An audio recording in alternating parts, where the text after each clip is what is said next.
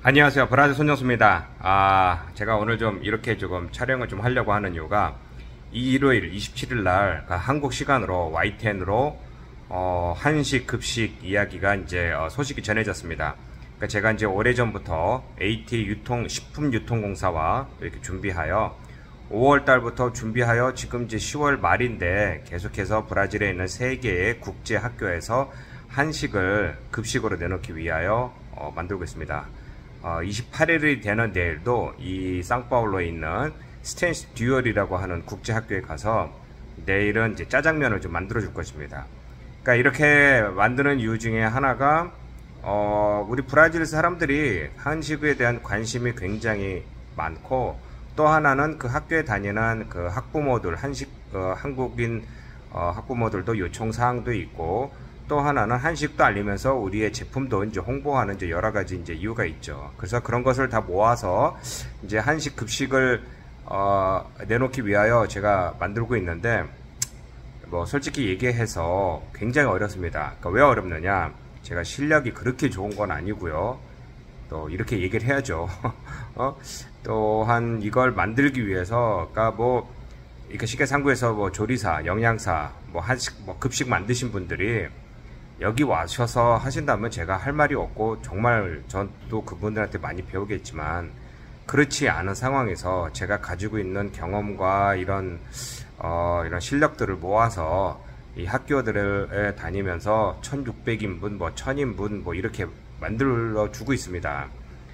이게 뭐 아시겠지만 당면 같은 경우도 뭐 당면만 뭐 20kg, 30kg씩 한번 삶고, 고기도 막 뭐 닭고기 같은 경우는 뭐 200kg, 250kg, 뭐 소고기 같은 경우는 불고기 한번 하면 뭐 160kg 뭐 이렇게 준비하는 게 쉽지가 않은 것이죠.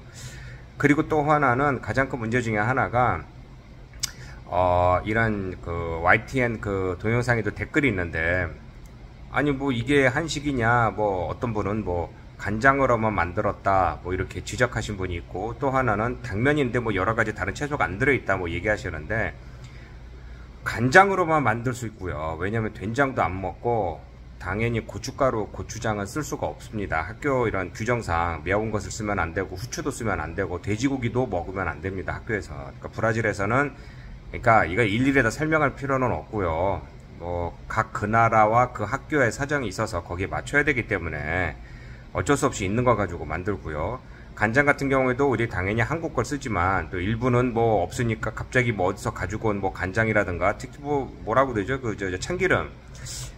참기름도 이거 뭐 어디서 뭐 싼 걸 가지고 왔는지 이게 쓰다 보면은 이게 맛을 내기 어렵다는 것이죠. 그러니까 이런저런 문제가 있어서 있는 상황에서 최대한 맞춰서 제가 하는 건데, 그거 사정을 전후 이런 사정을 모르시고 괜히 지적하시는 분인데 좀 마음이 아프긴 합니다.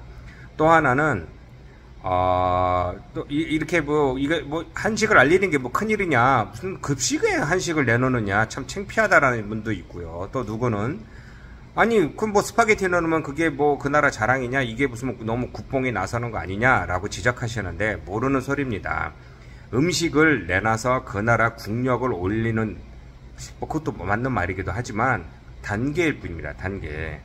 이 학생들이 한식을 먹고 기분이 좋아서 한국을 더 찾게 되고, 그 학교에서 다니고 있는 학생들을 바라보는 눈이 달라지고 있는 겁니다. 저도 어렸을 때 40년 전에 이곳에 와서 처음에 학교 다닐 때만 해도 이 나라 말과 문화를 모르는 것도 있었지만, 이 사람들이 너 니네 나라로 가, 너 어디서 왔어, 너 이렇게 물어보면은 당황하기도 하고, 우리 한국이라 그러면 한국이 뭔데 먹는 거야 라고 놀리기도 하는 등, 그 당시에는 뭐 일본, 뭐 중국이 더 큰 나라이기 때문에 그들과 비교당하는 등 굉장히 서름이 많았던 것이죠. 그러나 이제는 당당히 한국을 좋아하고 한국 사람을 찾고 한국 음식을 찾는 아이들이 생기면서, 하나 확실한 것은 그 학교에 다니고 있는 한국인들이 더 이상 무시를 당하지 않는다는 겁니다. 다들 좋아하고요. 어떻게 하면은 악수라도 한번 해볼까라고 합니다. 저도 학교에서 요리를 하고 나오면은 그 꼬마 아이들이, 초등학교, 중학교 이런 아이들이 저를 찾아와서 셰프하고 한번 인사를 하고 싶다. 그러면 일일이 악수를 하면서 정말 고맙소, 맛있게 먹었습니다, 이렇게 이야기를 합니다.